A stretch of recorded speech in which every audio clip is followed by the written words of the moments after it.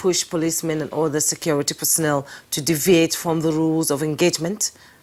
Well, it's also worth asking, Jubai, how members of the public might, I mean, some would say victim instigation with respect to the incidents of extrajudicial killing. Is it that in some cases the victims constitute a threat to the law enforcement officers at the material time of the incident, or the officers themselves are just on the frolic of their own, unrestrained and uncontrolled? What are the sanctions for those who have been found guilty of extrajudicial killings? That's a good question, Kingsley. Others also refer to the conditions under which policemen and other security agents operate and their state of mind. Some have even suggested that perhaps it is expedient to subject any arm-bearing personnel to psychological or psychiatric evaluation to avoid cases of extrajudicial killings. So this morning we have guests from various fields who will weigh in on extrajudicial killings in Nigeria. That's the topic that, of course, we shall be examining in our conversation segment on Good Morning Nigeria. So on that note, of course, I would like to welcome you. My name is Kingsley Osadolo. And I'm Juma Yusuf. Thanks for joining us. On the program this morning, as always, we bring you the complimentary segments, which include newspaper review, business, sports, foreign and entertainment news. Let's now join Ruth Aguele with the morning news. Hello, Ruth. Hello, Juma and Kingsley. Thank you for joining us on the AM News. Now, the Federal Executive Council has approved a $200 billion credit facility towards financing the generation of at least 76.5 megawatts of electricity for rural communities under the Nigerian electrification project. Also approved is the North Core Dozal Regional Transmission Project, aimed at creating a regional power pool in West Africa to facilitate energy trade amongst participating countries. Finance Minister Zainab Ahmed, who announced this while briefing newsmen after the meeting of the Council, presided over by President Muhammadu Buhari. About 500,000 people will be able to obtain access to electricity, and this is about 105,000 households. There will be 8 universities that will be benefiting from this scheme, and about 20,000 small, micro, medium enterprises across different communities in the nation. Meanwhile, the presidency has announced the rescheduling of the Federal Executive Council meeting. The meeting will now hold on Thursday, 25th April and Thursday, 2nd May 2019. A statement by the Secretary to the Government of the Federation, Boss Mustafa, says the rescheduling of the meeting is due to Easter break and May Day celebrations. And now to legislative matters, President Muhammadu Buhari has made a passionate appeal to the returning and newly elected members of the House of Representatives on the platform of the governing APC not to allow the mistakes of 2015 be repeated regarding the election of presiding officers for the 9th National Assembly. I have a nasty experience in 2015. Nasty in the sense that just like this election, our party has the majority in both houses, but the members of the party in the Senate allow themselves to be divided into two, have to be thrown off, and PDP was given virtually the control of the upper house. So that house then damned the national interest. They must be seen nationally and internationally that they are in charge, not the executive. The police is your friend is a slogan that is expected to raise the seemingly negative perception of the police by members of the public as unfriendly. Now, each case of alleged extrajudicial killings by the police further exacerbates this perception. But ironically, even the police in some cases have been attacked and assaulted by members of the public. And in a bid to address all this, the Senate has passed the bill seeking to reform the Nigerian police force. Establishment of community police forum is strongly recommended. People wearing uniform to go and kidnap people, 5 million or imprisonment for a term of 5 years or both. It's better you allow a criminal to escape than to lose the life of a citizen. To provide for the framework for the police service and ensure cooperation and partnership between the police and communities in maintaining peace and combating crime, and for related matters 2019 is ready third time and passed. And still on security matters, wife of the president, Aisha Buhari, says all hands must be on deck towards addressing the monstrous challenge of insecurity in the country. This was when she met with wives of state governors at the presidential villa in Abuja. She also invited an expert who also happens to be a woman to talk to us as wives of governors of what we can do to complement the effort of the security agencies and also our husbands, what they are doing in the various states. So women are the key to solving security challenges because they are at home, they can influence a lot of things with their family. President Muhammadu Buhari has commended one of the world's richest men, Bill Gates, for his consistent and generous support to public causes around the globe, and specifically for supporting the eradication of polio and HIV in Africa and in Nigeria in particular. Speaking in a telephone call to congratulate President upon his resounding election victory, winning the second four-year term of office, Mr. Gates, who said he was happy to be associated with the president, restated his commitment to the success of the administration as well as the progress, prosperity and well-being of the Federal Republic of Nigeria. He expressed willingness to do more for the country. Senior Special Assistant on Media and Publicity to the President, Garba Shehu, stated that President Buhari reiterated his opinion that Mr. Gates' wealth has benefited Nigeria's development and expressed appreciation for the call. President Muhammadu Buhari has approved the appointment of members of the board of the Social Insurance Trust Fund. The 12-member board, headed by a chartered accountant, professional insurance executive and banker, Mr. Austin Enajamo Isire, and Mrs. Ijoma Oji Okoronkwo, as secretary, will be inaugurated on the 18th of April 2019. President Buhari has also approved the appointment of Comrade Ovie Kokori as the new chairman of the Michael Imoudu National Institute for Labour Studies, Ilorin, Kwara State. The appointment is with immediate effect. President Muhammadu Buhari has asked ministers to hand in reports of their works by Wednesday, 24th of April 2019. Statement by the Senior Special Assistant to the President on Media and Publicity states that as the first term of President Muhammadu Buhari's administration winds down, the President has asked for a comprehensive status report on policies, programs and projects from cabinet members on their respective ministries, departments and agencies. These reports are to be submitted to the Presidential Audit Committee in the Office of the Vice President. A circular to this effect issued by the Secretary to the Government of the Federation, Boss Mustafa, also requested members of the Federal Executive Council to ensure that all outstanding memoranda they intend to present to the Federal Executive Council are submitted to the Cabinet Affairs Office of the Secretary to the Government of the Federation, not later than Tuesday, 30th April 2019. Information and Culture Minister Lai Mohammed has again expressed satisfaction with the responses that trailed his engagement with the media and think tank groups in Washington, maintaining that the opportunity has given Nigeria a robust platform to place its cards on the table to understand the truth about happenings back home.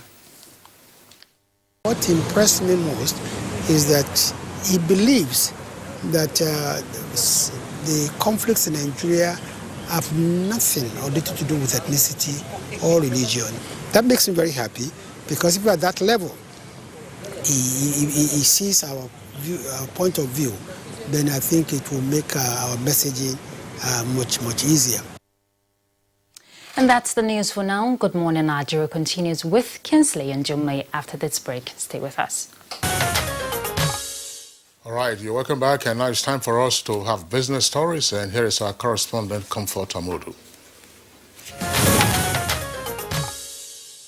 As part of efforts to sustain the agricultural revolution, ensure food security and strengthen the Nigerian economy, the federal government has commenced the process of commercializing and recapitalizing of the Bank of Agriculture. The government also targets saving of financial institutions from total collapse through the initiative. Let's have a strong bank, a farmers' bank, a bank of agric, so that this country can continue to do great things. We've done quite a bit. We're now number one in rice, number one in cassava, number one in yams, we're number one in maize, even though our maize is not selling because of issues of aflatoxin and mycotoxin.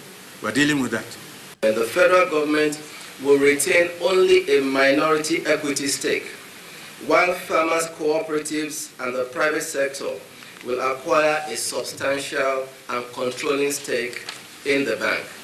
And in the commodity market, Nigeria tops the list of world's largest producers and largest consumers of cowpea, accounting for 46% of global cowpea production, with an estimated output of 3.41 million tons, which is the highest in the world. And in other news, more people are embracing digital marketing as a developing market strategy to boost trades, tap into the larger market, and also gain huge return on investments.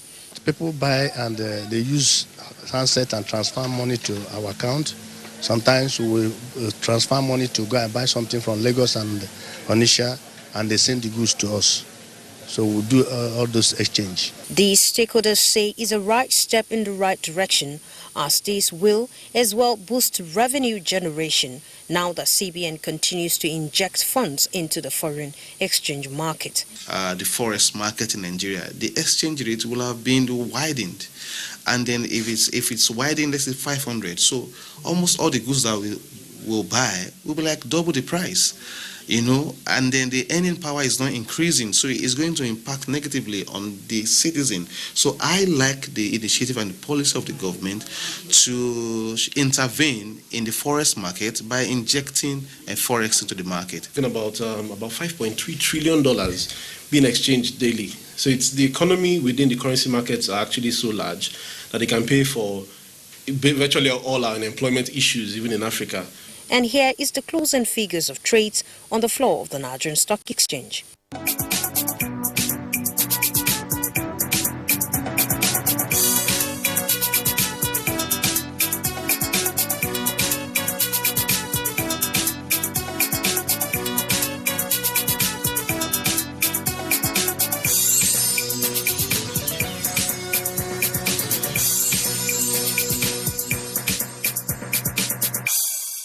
With business news, I'm Comfort Amadou. Thank you, Comfort. Next, it's newspaper review on Good Morning Nigeria.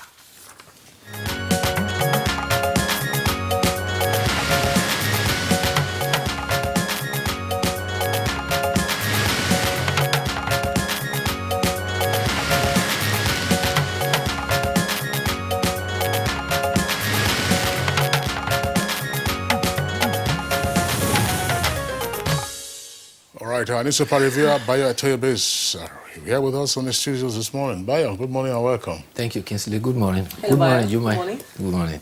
Good morning, Nigeria. Okay, now let's begin our review this morning by taking a look at the front page of the Daily Independent newspaper.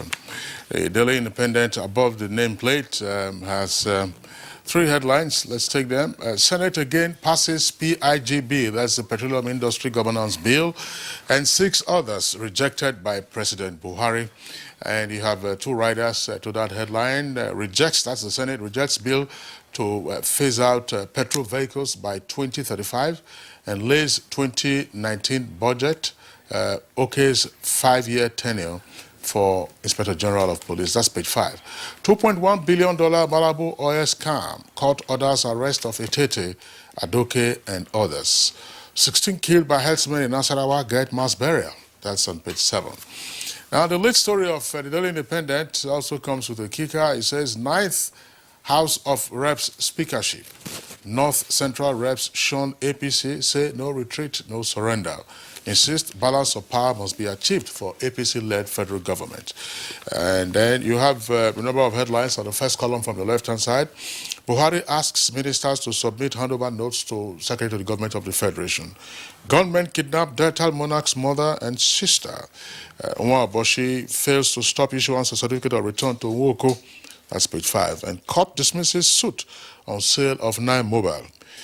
Page 43. Also on page 43, Olowo A great man in death, says Olubado. Now, the photograph on the front page of the Daily Independent has a caption of members of Adamawa Hunters Association protesting the alleged killing of their member by the police in Yola, and that was on Wednesday, yesterday. Now, secondly story, that's the headline below that. We are at a crossroads over subsidy removal. The story is attributed to the federal government. I have the Nigerian Tribune above the masthead. No workable formula for subsidy removal yet. That's from the FG. And Rep Speakership, APC North Central rejects zoning.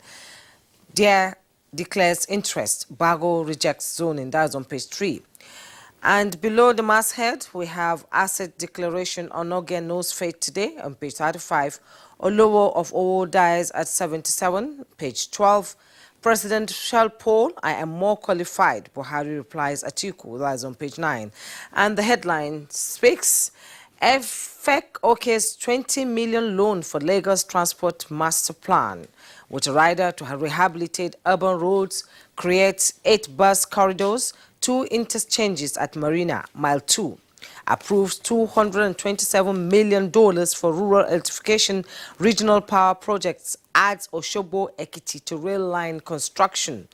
And Buhari said to dissolve cabinet, that's on page 8, directs minister to submit performance reports, April 24th. Why I want second term, Kogi governor. PDP stakeholders see ticket to Kogi East, that's on page 9. And then we have the story on the Senate passes police reform bill, fixes 5-year tenure for IGP, with riders subjects appointment to its approval, sets up Nigerian Police Council to consist of president, governors, IG, PSC boss, 2-year jail time or 5 million fine for police impersonator, all draconian laws in 1943 Police Act removed. Kesley. So let's go over to Bio. Yes, let's start from the Senate. The Senate has rejected a bill for an act to phase out petrol vehicles by the year 2023. The bill sought for an electric car to be introduced. The sponsor of the bill, Senator Ben Bruce, saw the common sense of objections and withdrew it. He heard that as an oil production nation, it stands against common sense to encourage electric cars, because that will frustrate our ability to sell our oil. The senator has an electric car, which he says he has been using for 5 years. Another bill that also saw withdrawal and was declined by the Senate was one to accord Africans educated and financially buoyant Nigerian citizenship. This did not appeal to the common sense of the senators. Meanwhile, the Senate has passed 4 bills. They passed the redrafted Electoral Act, the Petroleum Industry Governance Bill, and 4 other bills. Among them was the Police Reform Bill, which now has put an end to the ancient law that established Nigerian police. In the new law, the Inspector General of Police is now to get a statutory appointment of a 5-year term, and it does not matter whether he's in service or retirement. And the Inspector General of Police can only be removed on the recommendation of the Nigerian Police Council. The appointment is subject to the approval of the Senate. However, any person who impersonates a police officer is subject to a 2-year jail term or a fine of 5 million. There is the running story that I think our attention should be drawn to. 2 traffic warden officers who were complicit in the killing of an officer of the Nigeria Security and Civil Defense Corps have been remanded in Kuje prison. You recall that the incident happened along Yanya. They were charged to court for discreditable conduct and unlawful exercise of authority. Before they were charged, they were subjected to orderly room trial and they were found guilty. The autopsy report showed that the death was due to the blunt force injury. The 2 wardens are now in Kuje prison. Spokesman for the police, Frank Mba, says that the police regrets the incident, and he reiterates that the Inspector General of Police says he will not condone impunity and such acts of dishonor by officers will not be condoned. Yeah, Bayo, thanks. I mean, for drawing attention again to that story. You recall the incident happened last month, yes, and there was quite some uproar, over that unfortunate development. Unfortunately, as well, the civil defense official, suffered the fate he met in the hands of the traffic wardens in the presence of his wife and children. And the question was whether you needed violence to control traffic. You recall we were discussing that at some point. Incidentally, extrajudicial killing is the topic that we're having for conversation later on in the program. Okay, well, let's return to other stories now, this time from the Punch newspaper. Above the nameplate of the Punch says domestic debt servicing gulps 1.8 trillion naira, rises by 330 billion naira. That's on page 25. NJC meets may extend Muhammad's tenure as acting CJN. That's page 3. Petrol will continue to sell for 145 naira, says NNPC. Why we haven't heard by-election in Dariye's district? That's attributed to INEC. That's page 10. 2 earpieces beside the nameplate. Bayos already discussed one of them. Senate passes petroleum bill and 6 others. I'm far more educationally qualified than Atiku, says Buhari. Now, the lead story is one we have also reported from another paper. $2.1 billion Malabu scam. EFCC says it's working with Interpol to arrest Adoke and Etete, as court orders ex-ministers and 5 others apprehension. Now, you have a number of photographs on the front page of the Punch newspaper there, and this is, it should be a source of concern to motorists, particularly in Abuja city. It says, a man, that's the caption now, a man fights with a foreign national over violation of traffic rules by the foreigner at Fema Junction close to Banex, that's in Wusetu, in Abuja, and this took place on Wednesday. Bayo, if you drive in this, of course you do drive in this city, and you can see the flagrant disregard for traffic lights, if our traffic regulations. If a traffic light is red, that is when you just find some motorists, particularly either colored or uncolored taxi cabs, and you are wondering where they are from. I mean, then the traffic lights also have the timer, which is a countdown, and you see, even if the traffic light is red, at some point it will turn green. But it is when it is red that these guys just zoom past and they leave you stranded as if you are the one, who is who doesn't, have some urgency in terms of being on the road. In fact, sometimes they create the impression that you are a nuisance on the highway because you are stopping to obey the traffic. Right. And they are in a hurry and they maneuver and pass you and go away. And most often than not, particularly over the weekends, that is responsible for the increase in accidents. Especially that Banex area. It's close to my house. There's always a problem there. Before the traffic light changes to green, while the other one is waiting, they just, Yeah, where are the traffic and they will officers? insult you. Yeah, that's right. That's part of it. Where are the traffic officers? They should. Let them station themselves. I'm sure by the time a few arrests are made and persons are prosecuted, sanity will return. It's mind-boggling that you are obeying the traffic rules and others, of course, think that they are not bound by traffic regulations. And as you rightly observed, Bayo, that is when accidents happen. And usually it's at a perpendicular angle and straight on. Yeah. All right, let me take other headlines, Jumai, from the foot of the page of the Punch newspaper. That's below those photographs there on the front page of the Punch. Police delivered 2.5 million naira ransom to my kidnappers. That's according to a Canadian, and details can be found on pages 4 and 5. And federal government declares Friday, that's tomorrow, and Monday, Easter holidays, page 9. 15-year-old Kano housewife poisons husband. That's page 5. 15-year-old Kano housewife poisons husband. Ex-Peru president kills self to evade arrest for corruption. And asthmatic NYC member dies after a parade in Bauchi. Okay. And coming to the leadership newspaper, just below the masthead, we have PFB orders minister to submit reports of stewardship April 24th. And the headlines says, finally, Senate repeals 79-year-old Colonial Police Act. That's on page 4. OK's 5-year term for IGP repasses rejected bills. Impersonating, slapping policeman attracts 5 million fine each. And Graham Fox visit Chinese manufacturers of pharmaceutical raw materials. President Buhari committed to providing quality, affordable medicines to Nigerians, Chinese raw materials producers told. Chinese government create access to country's pharmaceutical raw materials producers. And at the bottom plate of the leadership, we have Zenith Bank records 50 billion. And NAS leadership, Shatima speaking for self. National Assembly leadership, Shatima speaks for self. Borno elders and Kogi Governor Bello declares for second term. FG panel recovers 7.2 billion from commercial bank. And FEC okays $247 million foreign loan for electrification. Kingsley? Yes, I think attention needs to be drawn to the development from the UTME.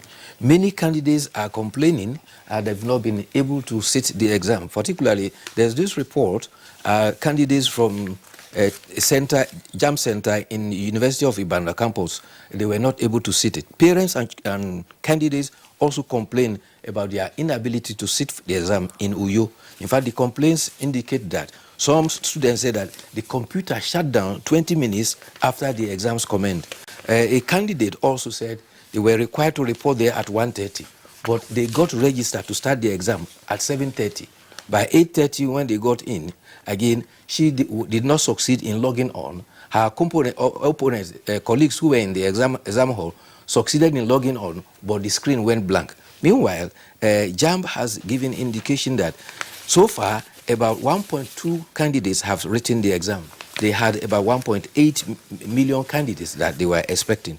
JAMB also has indicated they have been issues with multiple registrations and impersonation. Some have been arrested and will be fished out. 50 professional exam writers were arrested. 40 computer-based centers were sanctioned from participating in the exercise. 30 centers were before the examination. And even in Abuja alone, they said 19 were blacklisted during the registration. 10 of them were in the Federal Capital Territory. But JAM seems to be satisfied with what is going on, but they have a challenge about candidates who could not take the exams. You recall yesterday when you raised this issue, today is Thursday, maybe yesterday or Tuesday, we said that, those candidates who suffered the kind of experience that you just described a while ago should be given a second chance, and that should be done promptly.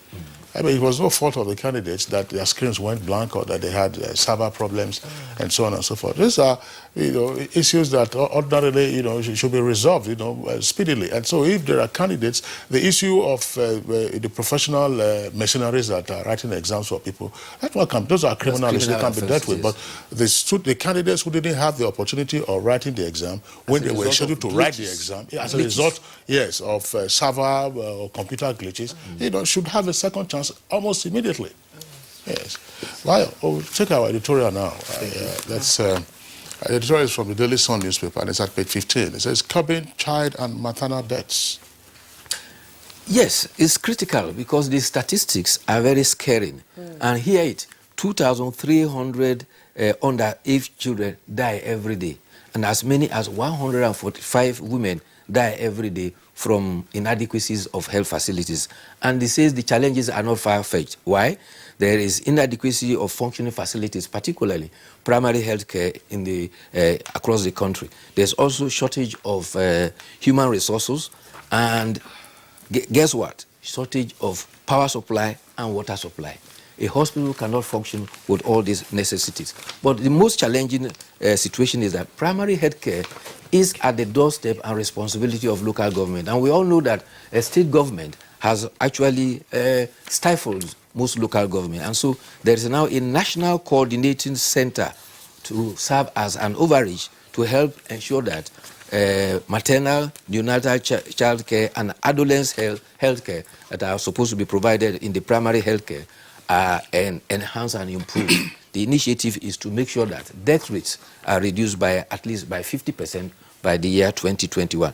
It is not enough to make them the health services free, but first and foremost, they should ensure that these facilities are functioning. And that is the crux of the editorial. That's right. Bayo, we'd like to thank you for being with us. Thank of you. course, we know we read the story of the transition of the Olowo. Offer war, you know, where there's Olatoro Olagbegi. He was 77, may so rest in peace. He was a senior advocate of Nigeria, by the way, and he was a lecturer also at the Nigerian Law School. He used to teach civil procedure, and he became a reader by the time he retired in 1999. He's gone home to his ancestors. Ancestors, as the saying goes. Gone home to rest. Bayo, thanks a lot for being with us. Thank you too. See you tomorrow, Friday. Okay, it's Good Morning Nigeria live for the network service of the Nigerian Television Authority. We're taking a short break now. When we return, we shall be dealing with extrajudicial killings in Nigeria. You are watching Good Morning Nigeria on the network service of the NTA. We now take a background on to set the tone for our discussion on addressing extrajudicial killings. Here's a report by Aisha Uba Ali.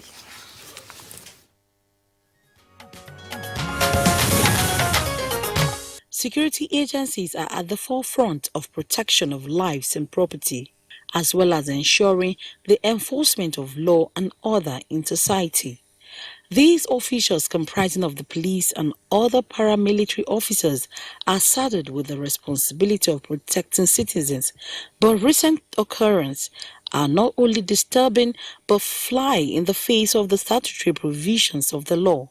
The viral videos of shootings carried out by men in uniform has continued to generate concerns and a major talking in social conversations.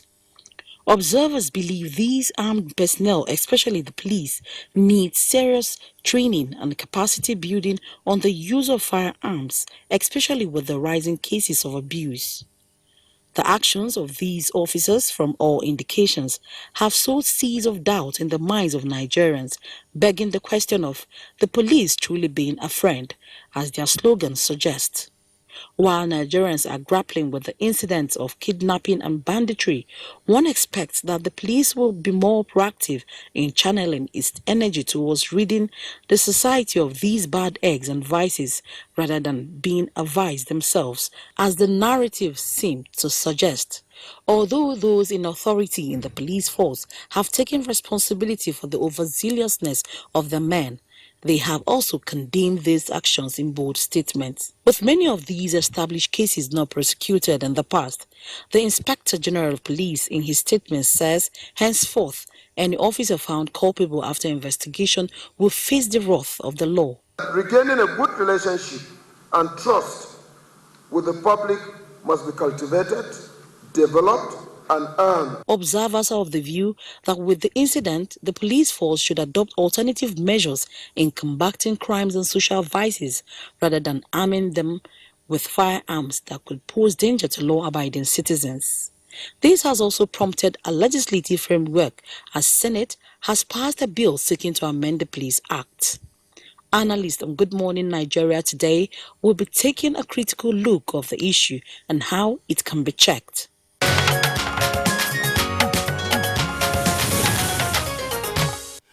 All right, thank you very much, Aisha, for that background. Now we have guests with us here in the Abuja studios as well as at our network centers. First, let's welcome the First Public Relations Officer, Deputy Commissioner of Police, Frank Umba. DCP Umba, pleasure to have you with us on the program. Thank you and good morning, Nigerians. Also here with us is the Executive Director of Clean Foundation that's is involved in justice sector reform, Dr. Benson Olugbo. Dr. Olugbo, pleasure to have you with us on the program. Thank you for having me. And also here with us, regular guest on Good Morning Nigeria, Dr. Law Mefo is a forensic and social psychologist. Law? Thank you. All right. Thank you. Equally joining us from our Kaduna studio is Yunus Ostaz Osman, Senior Advocate of Nigeria. It's a pleasure to have you on Good Morning Nigeria.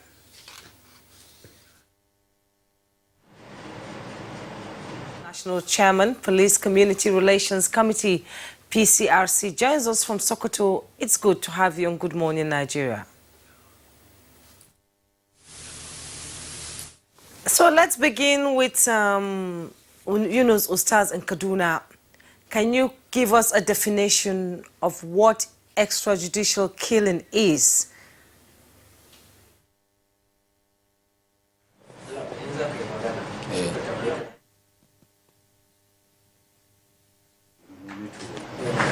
extrajudicial punishment is punishing someone without an order of court, without trial by a competent court of jurisdiction.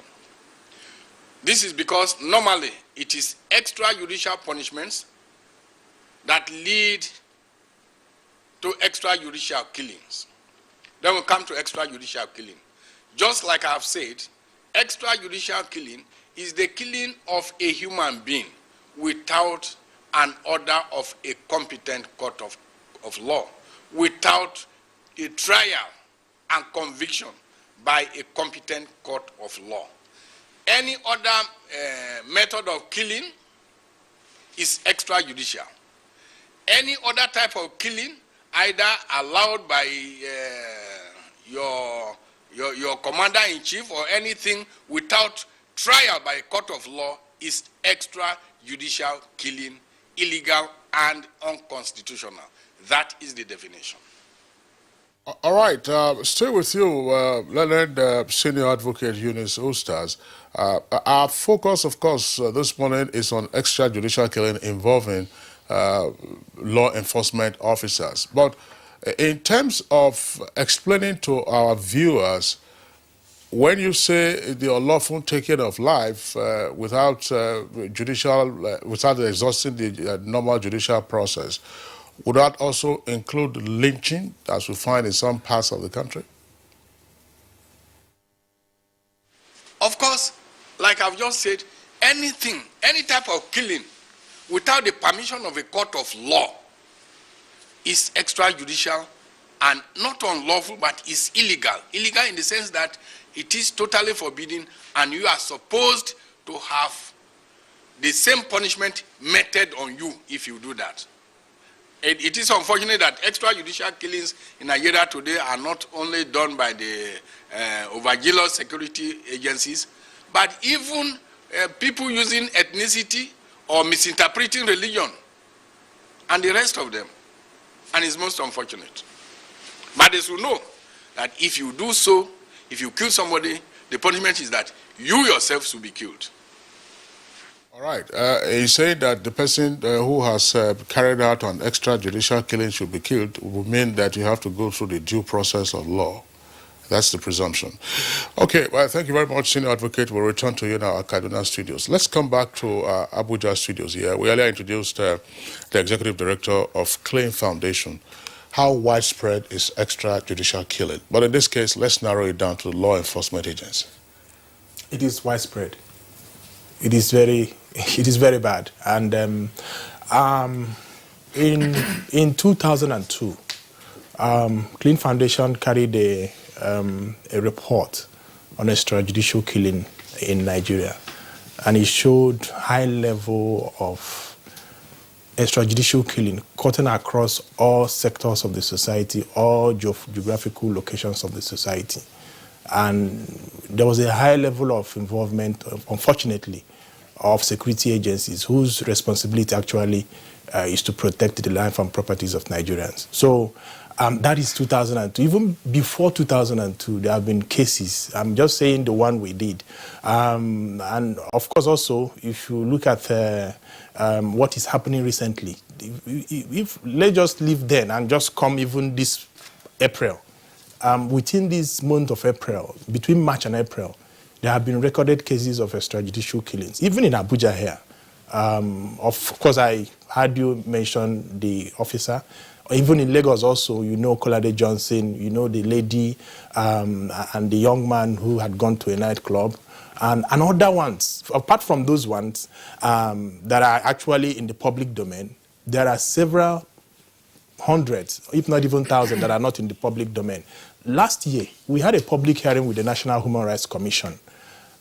Some of those cases dated back to 2015 of torture, extrajudicial killing of different shapes and sizes. And unfortunately, during those public hearings, even the people who did the complaints were afraid to come to the commission to report. Those who came with lawyers, and some of them who came actually requested for protection before they could come to give their evidence, because they were afraid that after giving their evidence, what happened to their family members may also happen to them. So it is a really big issue. It's something that we really need to look into. And even as we say it also, I think it's something we must say that I have to commend the National Assembly for passing the reform bill for the police, which, of course, you rightly pointed out, has been with us since 1943. One must also commend the current Inspector General of Police. He has started on the right direction to right some of the wrongs we have noticed in terms of impunity in issues of extrajudicial killings. But it is still morning in the day, and there's a lot of work actually that needs to be done for us to get to the root of why we have extrajudicial killing, as if it's a normal thing. It's not normal, really. And I must confess that Nigerians will need to have a rethink of our police force and what we want our police force to do. And why is it that anytime you see a security man, you are scared of your life instead of actually being happy that somebody has come to protect you? There has to be a mindset, mind change somehow. I'm not sure where the problem is, but to answer your question, the issue of extrajudicial killing in Nigeria is something that is very, very, very bad. Okay, still with you, Dr. Benson. The police reform bill has just been passed. Yes, by the Senate. Yes, and there's something there that just sort of drew my attention. That's impersonation and slapping a policeman. You have a 5 million naira fine. So what happens? How is the common man on the street protected from the brutality and extrajudicial killing on the streets of Nigeria? You see, we also have to take into consideration the law protects everybody.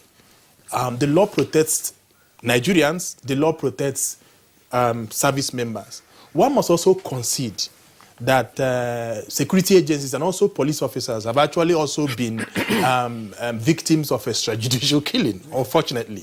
There have been instances where police officers who are on official duty have actually been lynched or killed extrajudicially. Or in the instance where somebody was killed and then Nigerians actually gathered together and lynched the police officer without going through the process of law. Two wrongs can never make a right. And it's also something that one really needs to watch, where security agencies, they are Nigerians. They are protected by the Constitution. They are protected by Chapter 4, which talks about respect for human dignity and the rest of it. For me, it is a crime, actually, for you to slap a police officer who is on official duty, because his responsibility, firstmost, is to preserve law and order. And he has been given that right, if you can call it, to do that job by the government. So if you are slapping a police officer, you're actually slapping the government. In fact, you are slapping the Inspector General of Police. And to an extent, you are slapping the Commander-in-Chief of the Armed Forces of the Federal Republic of Nigeria, because they all derive their responsibilities from the 1999 Constitution. So it is a crime for me, actually. And I think, to an extent, that law tries to bring the fact that police officers also have human rights. They should be respected. We should accord them that human dignity that they deserve as individuals who are putting their lives on the line to protect Nigerians. And I think we should give them that respect. All right. Thank you very much, Dr. Benson Olugbo. We'll return to you in the course of the conversation. Let's bring in now the First Public Relations Officer, DCP Frank Umba. Deputy Commissioner of Police, of course, you are familiar with the fairly regular reports these days about the involvement of members of the police force in extrajudicial killing. But in general, we know that some other security agents and agencies have also been involved. But why the rush, as it were, of extrajudicial killings by your men and officers? First of all, let me admit the fact that indeed there are clear cases of extrajudicial killings that have taken place, not just by members of the force, not just by police officers and members of other law enforcement agencies, but also on the reverse, some extrajudicial killings were also perpetrated by members of the public, sometimes with the security agents being targets and sometimes with other citizens also being the target. The truth really is, for us to begin to deal with this problem, we must actually admit the fact that they exist. If we live in self-denial, we will never be able to tackle them. And that's the approach of the current leadership of the Nigerian police force. Our position is simple and clear. Police officers are primarily recruited, trained, equipped, paid with public funds, and charged with the core responsibility of protecting lives and property. Therefore, it is antithetical, clearly a paradox, an aberration for these same police officers who are charged with the responsibility of protecting life to actually take life. And that's why when extrajudicial killings are perpetrated by police officers, it resonates very much clearly and deeper than when they are perpetrated by even other law enforcement agents or by members of the public. And so we understand that. Our approach is to tackle this problem headlong. First of all, the Inspector General of Police have come out very strongly to say we must put an end to this impunity. And what's the way forward? The first thing we do is to make sure that whenever it occurs, we do not make any pretense about it. We do not make any effort for cover-up. We'll identify the police officer, isolate him, and take away the rotten apple from the pack of the apples. We will ensure that the police officer is dealt with internally, and if found culpable, dismissed, publicly named and shamed, and prosecuted in a conventional court of law. We are also going forward to deepen and expand our trainings. We believe that one way we can do it is to continue the frequency, increase the frequency, the intensity, and the depth of the trainings we are giving. Expand our curriculum, particularly in the areas of respect for human rights, interpersonal relationship, emotional intelligence, and proficiency in the use of weapons. We are also looking at increasing a culture of peer review. We understand that by our very nature and by the very nature of the officers within the law enforcement community generally, esprit de corps is a top philosophy. But we want going forward to continue to encourage our colleagues that indeed the good officers must speak out when anyone within their ranks is doing an ill. Therefore, peer review will be promoted so that police officers, especially those that falls within the same rank bracket, are able to call their colleagues to question.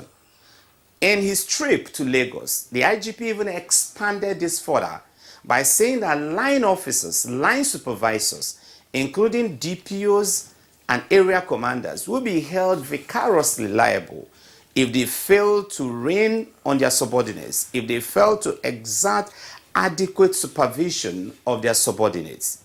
And we are also looking at our equipment, our working tools.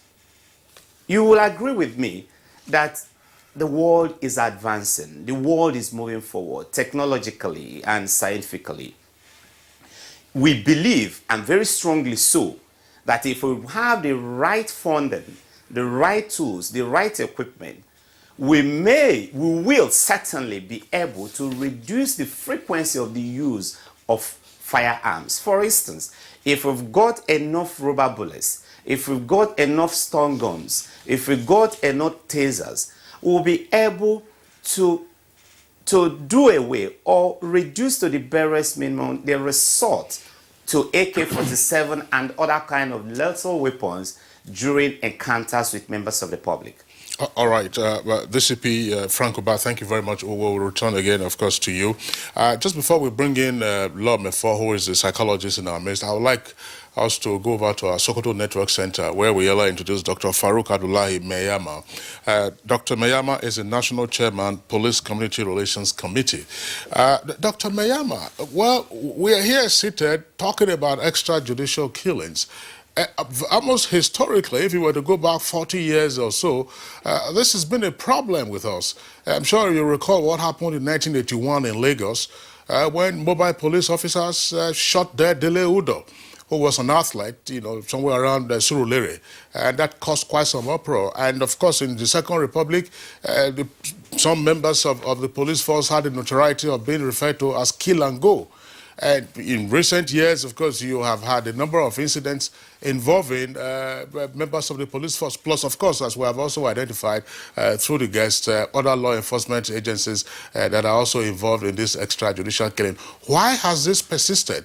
What has gone wrong with police-community relations? Thank you very much.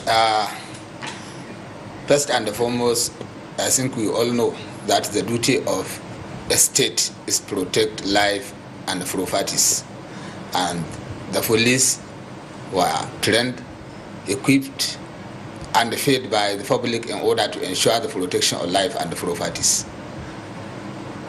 And that is why the Nigerian Police Force, since 1984, established the Police Community Relations Committee.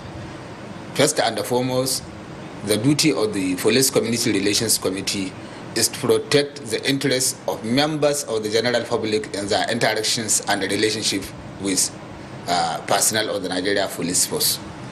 And since that time, the PCRC has been trying its very best to, one, interact with the police at all levels, right from divisional level, up to state, up to zonal level, up to national levels, for the purpose of, one, enlightening members of the general public on their duties and responsibilities in relationship with members of the Nigeria Police Force. And over time, there has been some improvement, except quite recently. In the past, we hardly come to know anything about extrajudicial killing until quite very recently. Unfortunately, extrajudicial killings is not only peculiar to Nigeria. In the United States, for instance, just in 2017 alone, about 903 persons were extrajudicially killed. And 300 of them, according to media report, were on the run, trying to run away from the police bullets. That was in the US, one of the most advanced countries and one of the most trained police officers they have in that country. In Nigeria, what we have done is to try to enlighten members of the general public that they have to respect the law. Respecting the law implies that they should respect the police on duty. Some of us, you know, behave in kind of challenge to the police. You don't challenge a person with the gun, whether in uniform or out of uniform. And the unfortunate thing is, this is not only peculiar to the police alone, but it affects all security agencies. And the most important thing is to enlighten members of the general public. Don't provoke the police, don't threaten the police, and don't also behave in a form of big manner to the police when they are on duty. If there is any attack or threats on your person against you by any member of the police force or any member of the security agencies, there are quite many ways of redress. One, you can, if he insists on arresting you to the station, follow him or her to the station. After that, if you know that you are on your right, you have every room to go and report to their senior officers. The second one is to also interact with members of the Nigeria Police Force through our various forums, at divisional, state, zonal, and national levels in form of conferences, workshops, and whatever to ensure that members of the police interact with members of the general public in order to improve and also promote cordial working relationship between members of the general public and the police. Quite recently, we plan to have another what we call town hall meeting with the IGP himself and chairman and other officers of the PCRC from all the states across the country and also from all the zones across the country of the Police Community Relations Committee. This is to ensure that they know the Riot Act and they also interact with the highest authority of the police in Nigeria so that when they go back, they will tell them this is what we learned, and also they will tell the IGP what they left behind and what they can do to improve the situation and what the IGP can do to improve the situation. It is very good that he has started very well. What even led to increase of this spate of extrajudicial killing was because of impunity of the past. In the past, this any extrajudicial killing by any member of the security agencies is covered off. But I am happy now the President IGP has started very well, and he has been doing excellent in trying to apprehend perpetrators of this extrajudicial killing. And we are always ready and willing to mobilize members of the general public in order to ensure that they report these cases. Because the worst part of it is people are often affected with these cases of extrajudicial killing, but because of the impunity of the past, they don't report. And their failure to report encourage these perpetrators to do it.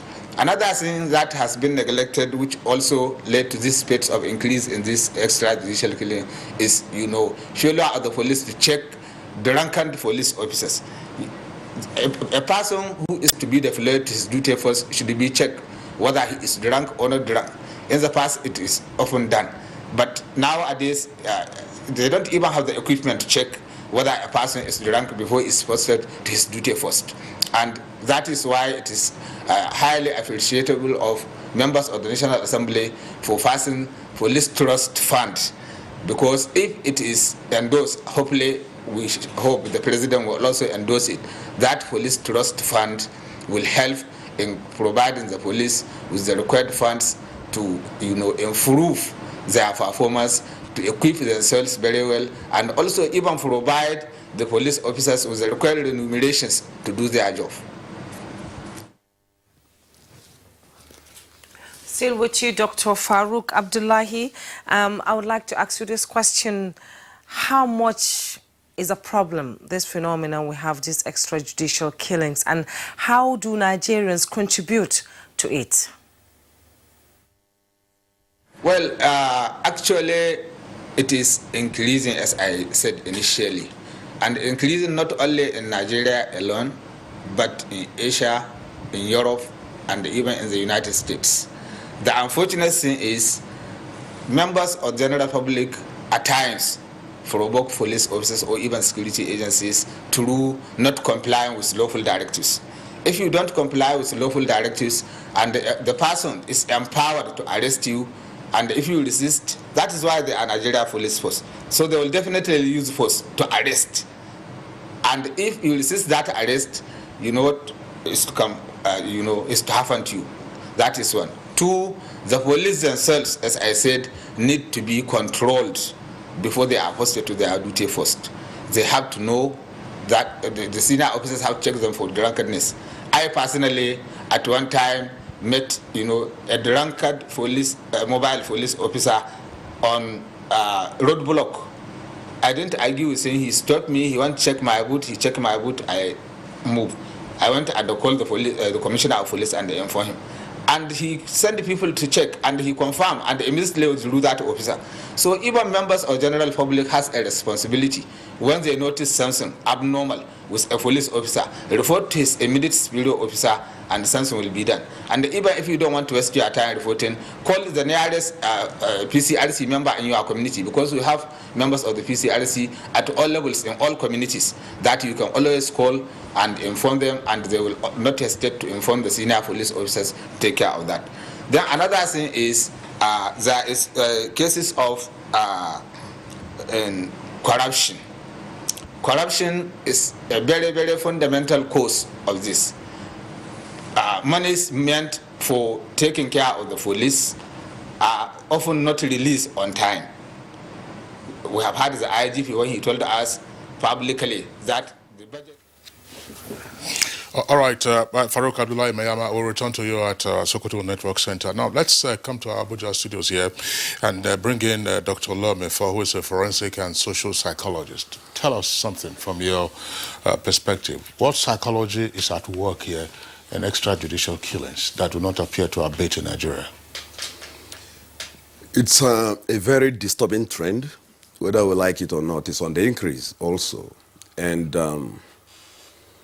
whether or not it's a Nigerian thing is not the issue here. We are talking about our case.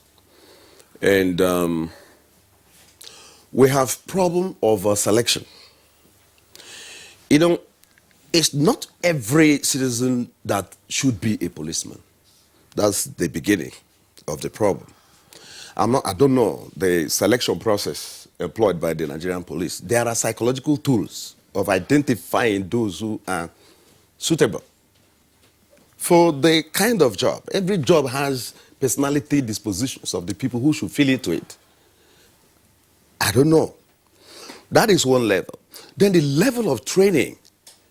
There are psychological elements that must be incorporated in the training. Anger management, for example. The issue of resilience is a personality trait. It's not everybody that has it. The slightest provocation, you see an officer resort to the use of the weapon. Use of the gun is the last resort. And it is not true that when a citizen resists arrest, he should be shot. It's not true. There is what you call rules of engagement. And the officer that is shooting an unarmed person, what defense does he have? The policeman can shoot to kill only on one condition, that his own life is at stake. I don't know if you understand what I'm saying. That's the only condition. Otherwise, even if the person is on the run, you can shoot to demobilize, right? You have areas you can shoot and the person, will be capacitated to be able to answer to whatever he has done, even if the individual has committed murder. It's not a license for the policeman to kill. Having said that, the point I'm trying to make is that we have, the problem is quite enormous and it's holistic. And it's good that the IGP, the acting IGP is bringing in some reforms that will reach out to some of these roots. The National Assembly is only now responding to the obnoxious contents of the Police Act passed as at 1943. One of the major problems of the Nigerian police force, as we have it now, it is its history. The colonial history. Colonial Britain formed the police to repress Nigerians. And we inherited it like that without modification. That is why we are only modifying some of the provisions we consider obnoxious that date back to 1943. You can understand that. Now, the point I'm trying to bring out here is this. We haven't quite really done enough to have a system we can call Nigeria police. Even the name is wrong. Must the word force be used? The police is not a force. It's not supposed to be a force. Even if it is a force, it should not be so apparent. You call it Nigeria Police Force? Yes, that's it. So, even in name, there is a correlation between behavior and name. What stops us from just having Nigeria Police? Yeah, former President Olusegun Obasanjo tried to do that, and constitutional purists raised the point that he could not so motu or unilaterally alter the provisions of the Constitution. Correct. So you amend the Constitution to expunge that word force. I tell you why. You see, police is not only the modern security agency. Even the army is a derivative of the police. It's shot out from the police and all others. So everything begins and ends with the police force in terms of security architecture of any country. Unless we get the police right, we haven't started building a society. Because law enforcement is aimed at entrenching law and order. There should be a system of accountability. Somebody has to be alive to even answer to his crimes. Do you understand what I'm saying? Nobody has right to take life. The judge has to pronounce you guilty before that can happen. So if you want to really get this done, my first take is that you take away that word first, because the police is the buffer between all the security agencies and the civil society. They are, in fact, outside Nigeria, especially in Europe, if you travel, the greatest social asset the citizens have is the police. They will tell you, I will call the police.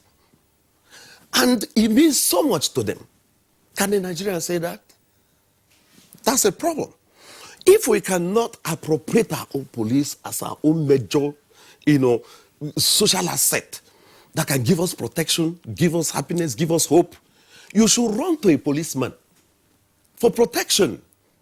The police should see itself as an extension of the society. Their job is not only, is not only security related, it's also moral. The police should, the issue of preventive security, issue of intelligence, means that the police will have to rely on the public. But if you kill at will, psychologically, you are bringing in the element of fear. The people, rather than, see you as a friend, see you as a potential problem. Do you understand that? And some people who have tried to help the police in a provision of information, intelligence and all that, have actually had problems. This in itself is another problem, another issue that has to be taken care of by the force itself. Finally, it's also important to understand that apart from the fact that the police is under-motivated, underpaid, under-trained, they are also undermanned. By that I mean, you see, we are approximately 200 million people, and we are policed by less than 500,000. That is inadequate, grossly inadequate. And that makes it even more imperative that the police will have to extend its capacity by, involving the public in what they are doing. That way, you are not paying for intelligence. That way, the people are there working for you because you are there for them. It's not what we have. So we need to get back to the drawing board. Much of what has happened so far are palliatives.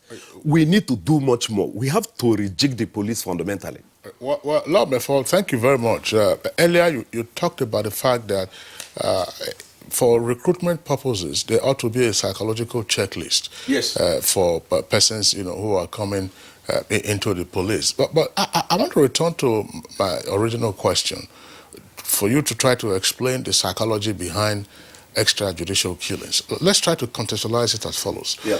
The two reported cases in recent times. Kyle Johnson was at a football viewing center when that unfortunate incident occurred. One of the policemen was said to have threatened that he will kill somebody today. So that's one. He said, I will kill somebody today, and he ended up killing somebody. Yeah. Last weekend, when the incident happened at Ajegunle, the inspector, who was part of the team, after the killing of the 20-year-old girl, took to his heels. So what is the psychology at play in some of these instances? It's basic here. Let me tell you, the man you see out there that appears so normal may not be normal. That is why we talked about psychological evaluation of those you bring in. And even on the job itself, you can develop some mental problems. You have mental disorders. Some of them are so extreme, and those that are mild, incipient, when they are beginning, you may not really notice.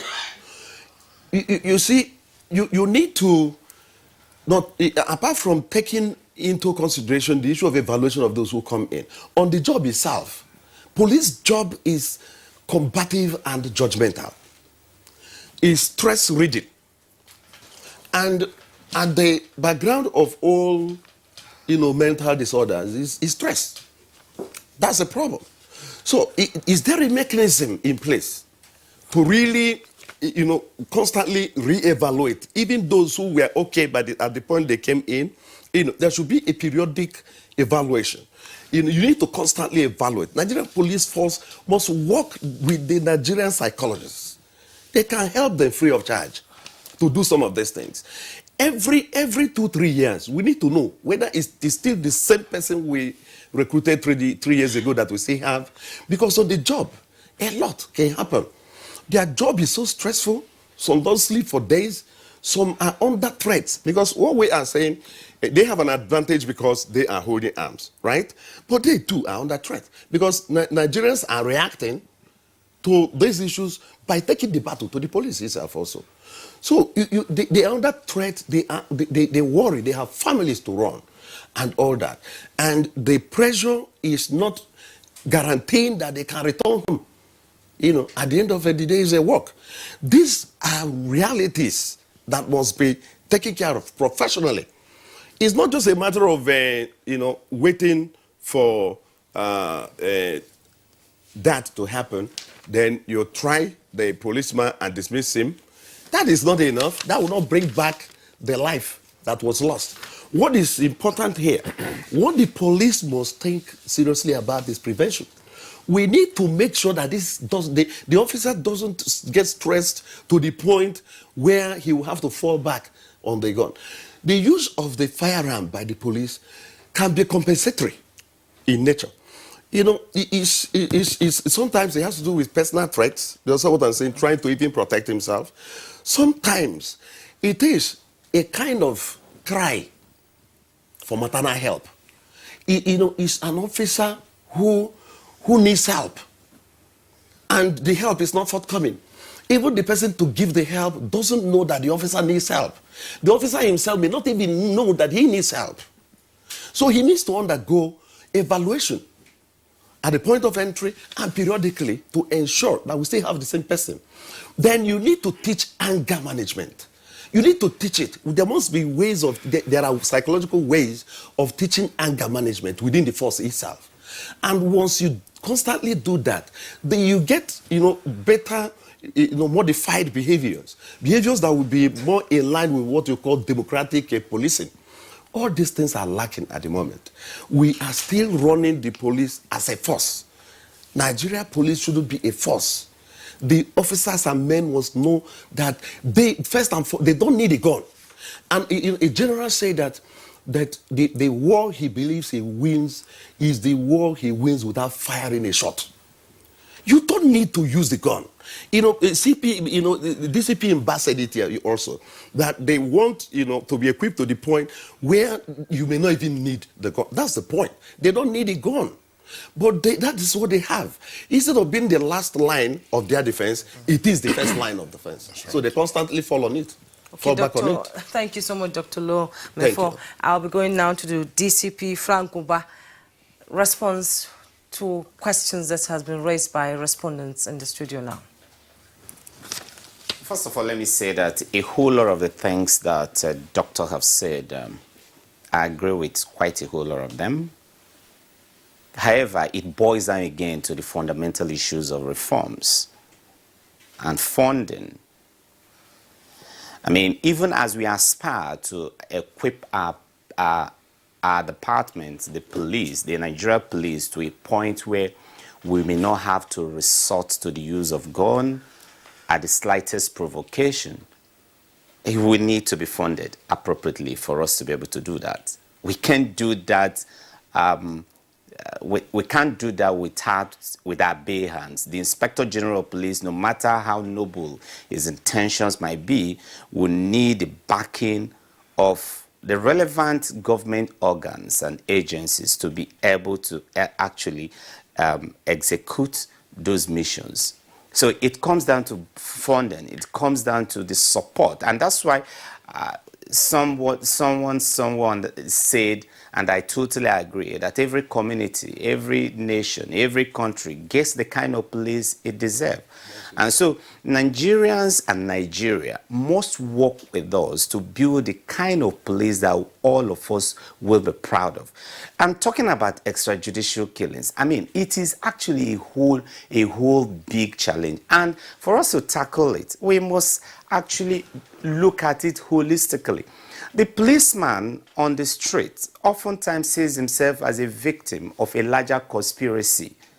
He sees himself as a victim of oppression, while the citizens equally see the policeman as a tool of oppression.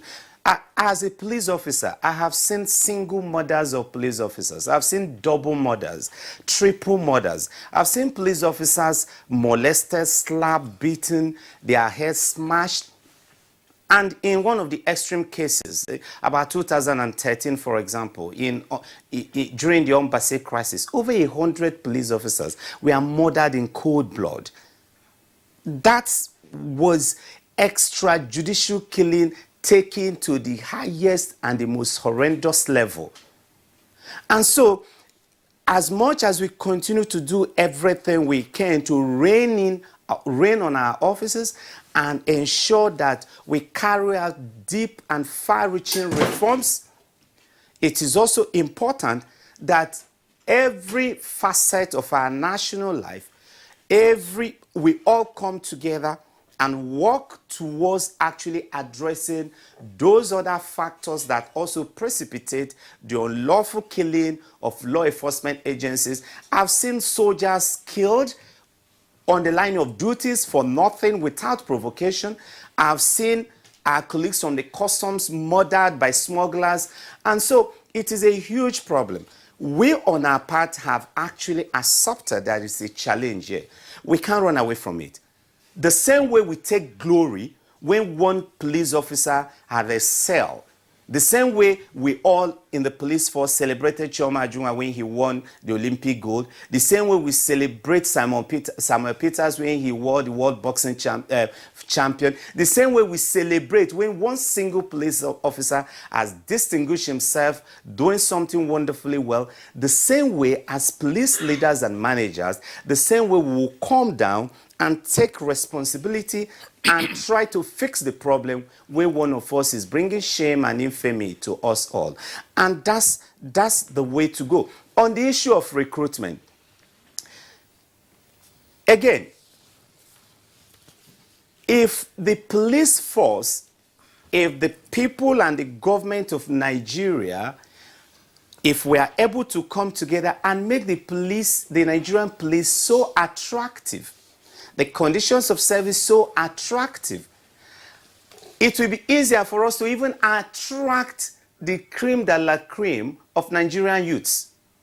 The truth today is, with the pay package of the police officer, the total emoluments, the condition of service, we struggle to get certain categories of persons. Of course, anytime you announce recruitment, there are lots of millions of Nigerians scrambling to come in. But we need, and we are, doing everything possible to go through this, screen as much as possible, and come out with the very best amongst those who are applying. But again, in the police, you don't recruit by compulsion. People must apply willingly. And the better the condition of service, the better the quality of the persons that will be applied. All right. DCP Frank Mba, thank you very much for the points that you have raised. Just before we bring in Yunus Ustaz Usman, again, for the benefit of some of our viewers, DCP Mba was talking about Chioma Ajunwa. Chioma Ajunwa, a police officer, was the first Nigerian to win an individual Olympic gold medal, and that was at the Atlanta Games in 1996. We also had Guatemala Sunday Bada, who of course is late now. The police, they used to have a football team, Sonny Oyarikwa, but there was a style then that was called police football, you know, kick and follow. I'm not sure that would have I'm not sure that would have availed you now if you were playing against Ajax or Tottenham or Barcelona or Liverpool. No, Man U, they were sent packing back to the Premier League. Okay, let's return to our Kaduna Network Center. Yunus Ustaz Usman. Back to you, Leonard Senior Advocate. There are a number of issues on the table. We all encounter members of the law enforcement agents, in our daily lives, whether you see them on the beat or otherwise, and we have concerns. A number of issues have been raised here. What is it that, in your opinion, can be done to reduce significantly the currently high incidence of extrajudicial killings? Thank you very much. Like the psychologist has said, law method. You see, you don't recruit everybody into the force. This issue of killings always come out because if you look at it deeply, anybody who is humane, anybody who knows the value of human life will not be trigger happy. So it all starts from the recruitment. You must ensure, we are few, but we have few policemen. He said 500 to 2 million. That doesn't mean that we should employ people who are trigger happy to be our policemen, even if they are two and have humane tendencies. Then it is better to do with a few than the many who will be threats to us. Because really speaking, today Nigeria police force is not your friend, whether you like it or not. Then, apart from this recruitment, let us ensure that the police people who are recruited are really educated. Education matters a lot. Let me tell you this. Somebody who has gone through the university education, maybe instead of 3 square meals a day, he was having 1, and the rest of them, knows how valuable human life is. Such a person cannot easily take human life. But somebody who only finished primary school and so did not go through all these rigors of training, did not compete with others in school and so on, may not have real value for human life. For example, see what happened in Benin recently at the 3rd junction. One David Okonika. He came out from his vehicle. They demanded 100 naira. He said he had only 50 naira and 1,000. And that the police would assure him that if he gave them 1,000, this would return 900 to him. He was just dragged off his motorcycle, thrown onto the major road, and was crushed by a trailer. You see, if those police people were really educated, if they had gone through all the sufferings in school and so on, would they have been able to do that without having human feelings? I don't think so. Then that takes me to Dr. Ablai in Sokoto, who said when we go there, we'll meet police people, we should not provoke them. Yes, of course you don't. But then the law does not allow the policeman to even shoot anybody who has provoked him. Even if it is an armed robber and he's trying to escape, you don't shoot him in the head. Shoot him in the legs where you can get him arrested. Even if a taxi driver refuses to stop, the law does not permit you to shoot into the car. You shoot at the tires. But the way we do things now is most unfortunate. The training will have to be properly looked into. Get people who are really, well, look, there's no job now. Many people are willing to do this so that you don't need to take the many whom you think will protect us, but whom you are not sure of their character, whose character anti-human into the police force. It will not help us.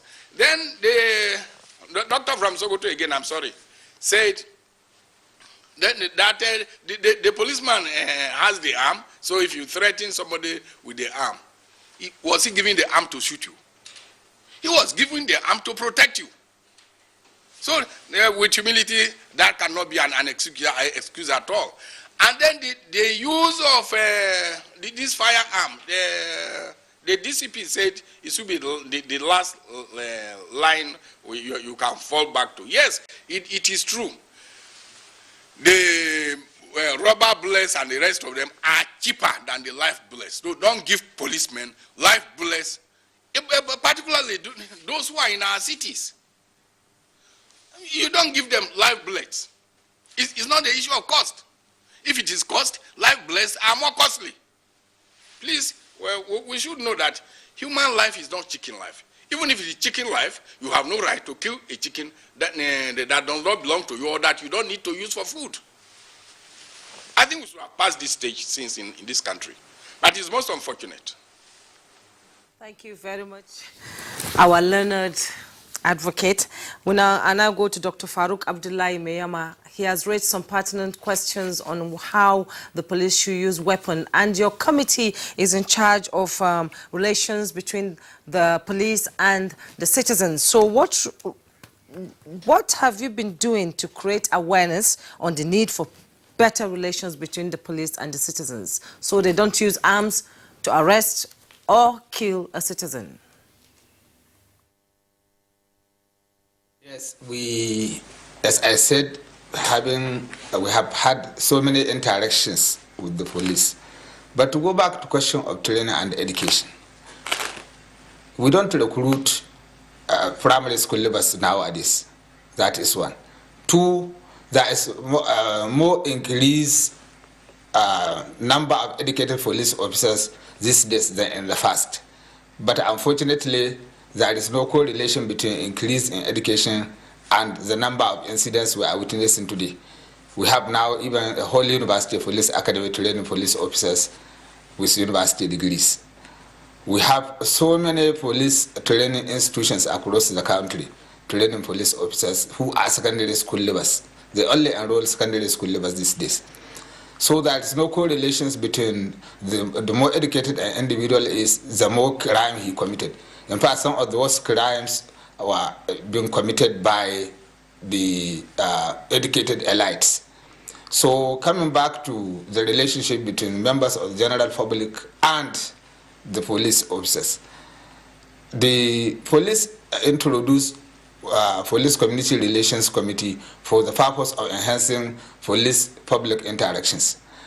And they also recently introduced community policing.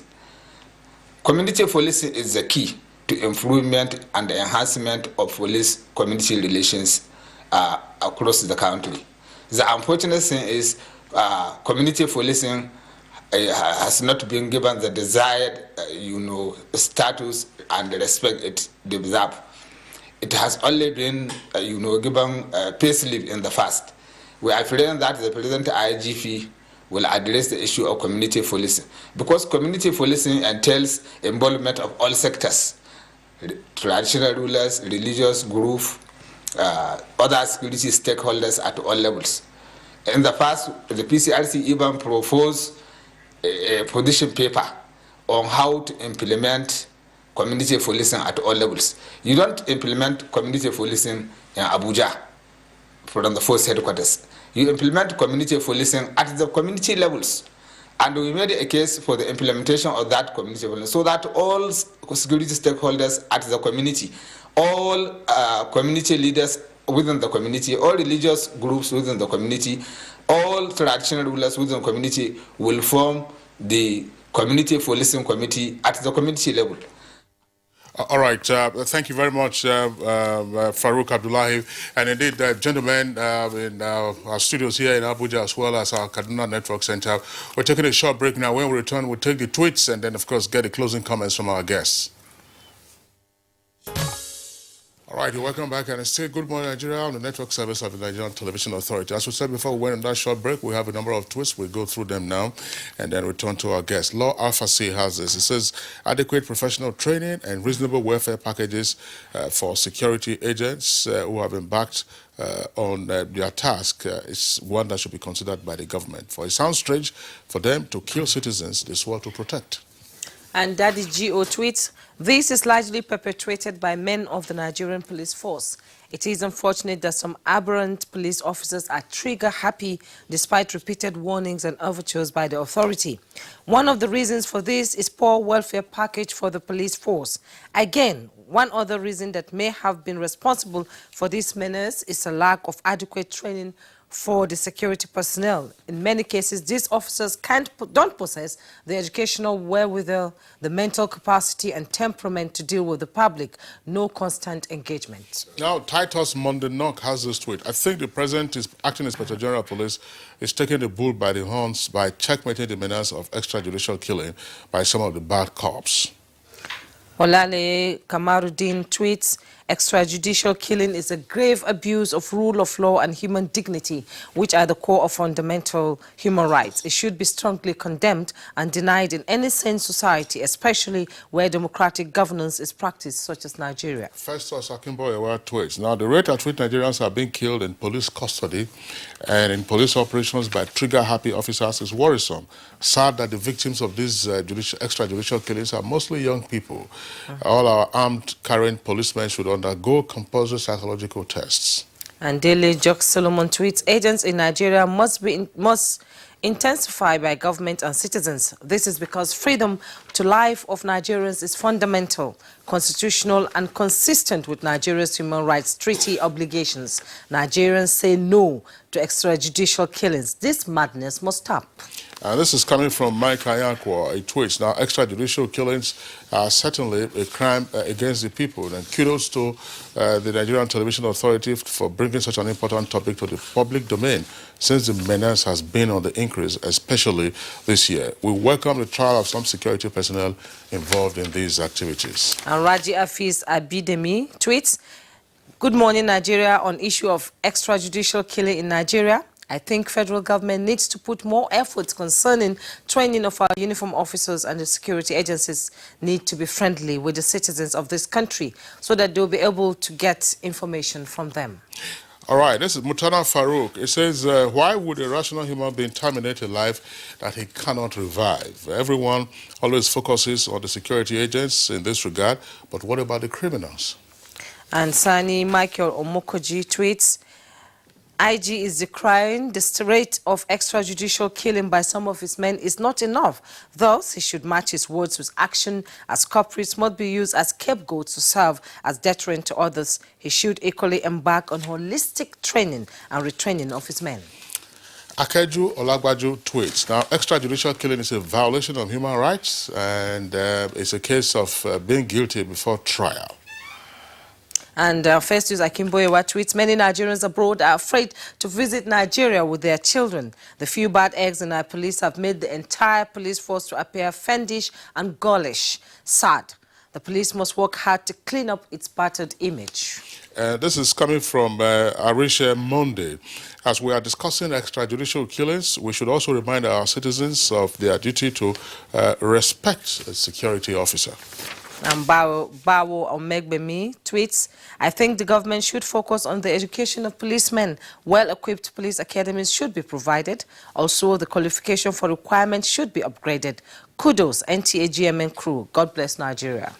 And this is coming from Shuaibu Alkali. Extrajudicial killing cannot be stopped until the police and judiciary perform their duties as they ought to be. And our last tweet for today, I hope, Saleh Isa says, sir, please, is DSP Frank aware or see the news headlines in some dailies of today that police helped to take ransom on behalf of a kidnapped Canadian citizen?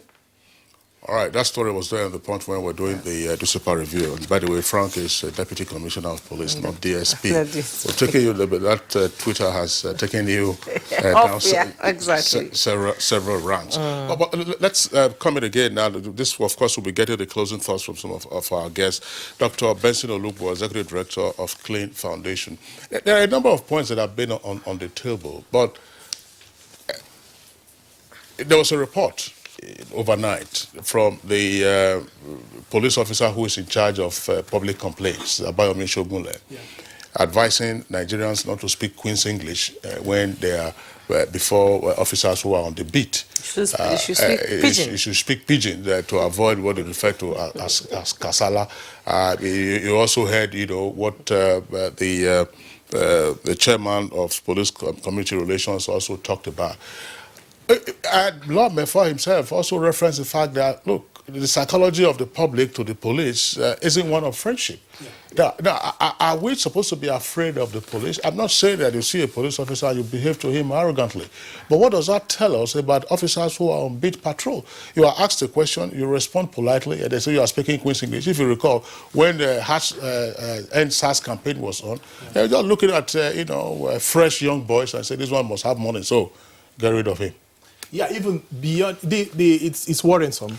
In fact, I did an interview with BBC and they were asking me, is it wrong to have tattoos and dreadlocks and all those things? The law doesn't say that if you have tattoo or dreadlock, you should be arrested. The law gives you right to freedom of association. And I don't think that one speaks Queen's English or that you don't even know how to speak English should be a matter of police arresting you. I think I agree with what Law Mefor said, that there is actually need for embedding psychologists and, like you said, psychiatrists in the recruitment and even training of police officers, because certainly there is a disconnect between what should be the role of a police officer and what we are currently experiencing.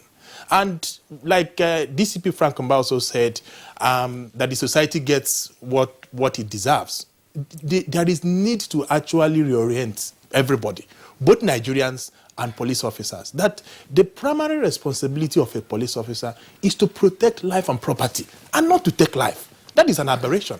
And that is also, if you look at the argument about Nigerian police force, in 2014, we had a long debate with police officers who were in the committee when we were reviewing the previous bill. And they insisted that the force must be there because it represents what the Nigerian police is all about. And our argument is that, no, you don't need that force because somehow it's actually creating that misnomer that police is all about force. The argument they made is, if we are to remove the force, we should just leave Nigerian police, because we are actually looking at, do we remove force and add service? They said no, it's never a service. It's either you say it's Nigerian police force or you just leave it at Nigerian police, which is actually what is happening now. It also has a constitutional implication actually, because the provisions of the constitution say you should have a Nigerian police force. But at the end of the day, I think the psychology of the police officer, also the psychology of Nigerians are important. We should all agree that the Constitution of the Federal Republic of Nigeria protects life and property. The Force Order 27, in fact, one of the problems we're actually having is the Police Act has about 60 sections. The detail is in the regulations, 420 sections. And I think that is where the main work will start, probably when this law is passed and the president gives assent. And I hope the president also gives assent, because that will be his own gift to Nigerians as this 8th Assembly is winding up. All right. Thank you very much, Dr. Olugbo. Just a lot more to get your closing thoughts, because I'm sure Nigerians have their different experiences with the police. There are a number of very decent police officers, no doubt about that. Like but when Frank you, yes, and several of his colleagues, when you do get to read some of these reports, then there is alarm and then extrajudicial killing. A couple of years ago in Lagos, in Surulere, a young man was arrested. A report was published in the papers. The officers took him to the station, and part of the threat, and the gentleman was going to buy Indomie or so in the night, part of the threat they gave to him was, make you they pray, make you not the road when devil they pass. That's from a police officer. What does that tell us? How can we get away from that orientation? Thank you. In a nutshell, right? Like I said before, remove that word first. Nigeria police, pure and simple.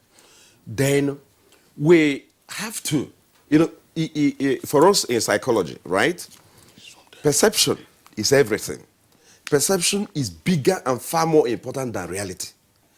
The good intentions of the IGP cannot translate to what we really want unless he really makes us see it. So we need to see that the police is the most important social asset. We have to translate that into action. How do you do that? The Nigerian police is underpaid. Let us pay them properly. If you want police force, you really have to pay to bring in the quality people you require. They are under-equipped. the number is not sufficient. In fact, Nigeria can manage even 1 million Nigerian police officers and men, but now they're under 500. And more importantly, we need to know who comes into the force. Personality traits and temperaments are not the same. There are people who are meant for Nigeria police service, like everywhere, not just a Nigerian thing. Those who you need to do certain jobs, they may be different from people you would need to do other jobs. And you do periodic psychological evaluation to be sure that none of them has caved in under stress.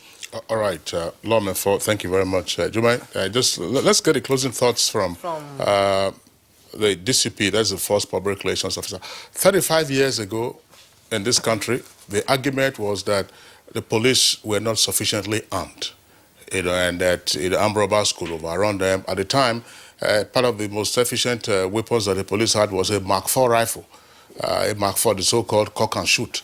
But today, the police, have all of these sophisticated guns, and the extrajudicial killing we are talking about is arising from the misuse by some of the officers, men and officers, of these weapons. What, again, in your opinion, should be done, and speedily, on both sides, the public and then the police institution?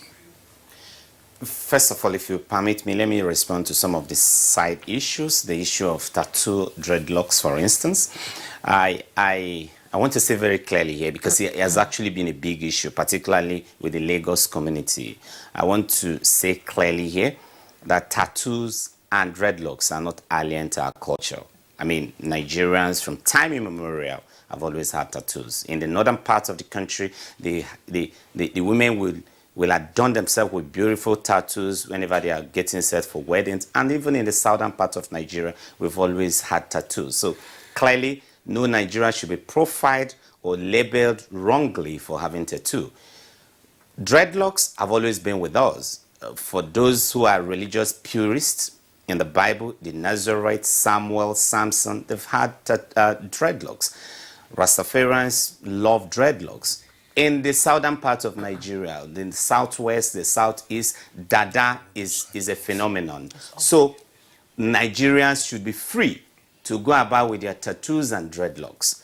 On the issue of Queen's English, we will be dealing with that internally. But I want to say that we don't have a queen in Nigeria, so Nigerians don't need to speak Queen's English. We've got Emir, so speak Emirate English. We've got Obas, speak Obas English. We've got Igwes, we've got Totis, and we've got Obayanomos. So speak our language. We don't have issues with you. If you want to speak Queen's English, speak Queen's English. It's a globalized world. And there are quite a lot of Nigerian police officers who were born abroad, who studied abroad, and who can also hold their own when you want to speak an elevated language. So we don't have issues with that. Back to the issues on the table. I want to say, yes, we've got better arms today than 35 years ago. But we still have criminals carrying RPGs. We don't have RPGs. So the issue is we will continue to equip the Nigerian police officers with the right weapons to deal with sophisticated crimes like terrorism, armed robbery, kidnapping, and armed banditry. But at the same time, we need the less lethal weapons to deal with issues that bordered in law and other challenges within our inner cities. So our responsibility and the responsibility of the police managers is to strike a balance between the two. And on the issue of extrajudicial killings, we are committed to walking our talk. All we need on the part of Nigerians is also to support us. Let's understand that extrajudicial killing has two sides. Unlawful killing of Nigerians by law enforcement agencies and unlawful killing of law enforcement agencies by Nigerians. Thank you very much. Thank you very much, DCP Frank Uba, Force Public Relations Officer. Thank you so much for coming on Good Morning Nigeria. It's a pleasure. And we also thank the Executive Director of Clean Foundation, Dr. Benson Olopo. It's been a pleasure being in a conversation with you. Thank you. And Mr. Lome, for a forensic and social psychologist, thank you for your input. Thank you. And in our Sokoto Center, we also thank Dr. Farouk Abdullahi Meyama, National Chairman, Police Community Relations Committee, PCRC. Thank you so much for your input on the program. Now we take sports update. Actually, there's no time. We thank you so much for being part of the conversation on Good Morning Nigeria this morning. Thank you. I am Juma Yusuf. And I'm Kingsley Osadola. We're back tomorrow, same time, 7 o'clock in the morning. Until then, enjoy the rest of your day.